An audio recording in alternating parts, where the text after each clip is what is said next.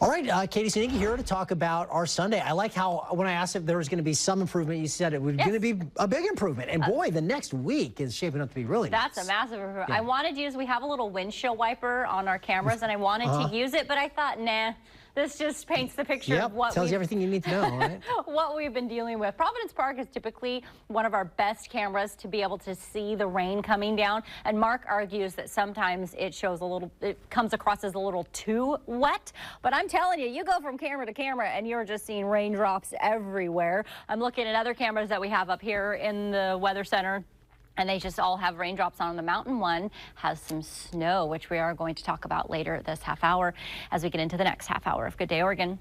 Here are your temperatures. I've actually seen a couple areas warm a little. Now, as you're probably not surprised, today is generally a cooler day than yesterday. So you have warmer areas along the coast. But remember we talked about this where we got to 68 and then that system came in and held all that in because we had all the beautiful clouds that kept us nice and warm. So it made yesterday, remember Pendleton was at 25 degrees warmer yesterday than the day before. And now we've evened out. We've seen lack of sunshine not heating us up yesterday, getting us to 55, and then now we're just sort of staying right in that range until the system is done. The next one moves through and that ridge begins to build for us. Temperatures, that was our warmest day in recent history. Then we cooled for a bit. That's the 68-degree day I was telling you about. We made it to 55 yesterday. That was about noon when we reached that. So we didn't even make that at the typical time of the day where you see your warmer temperatures.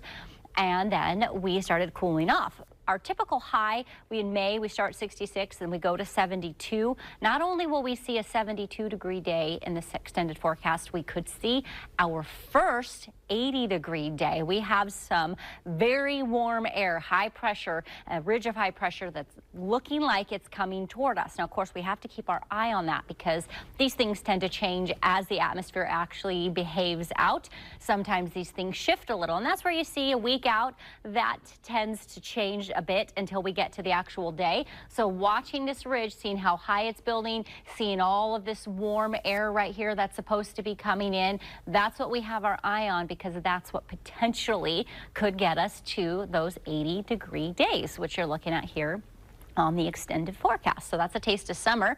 As you saw earlier, 84 is the highest we get for an average temperature. So that's a little warmer than late July, early August. Overnight, important to know, temperatures well above freezing as we go all the way through till we get to next weekend. We do have that first alert morning this morning for the Cascades. We'll get into that here in the next half hour. Joe?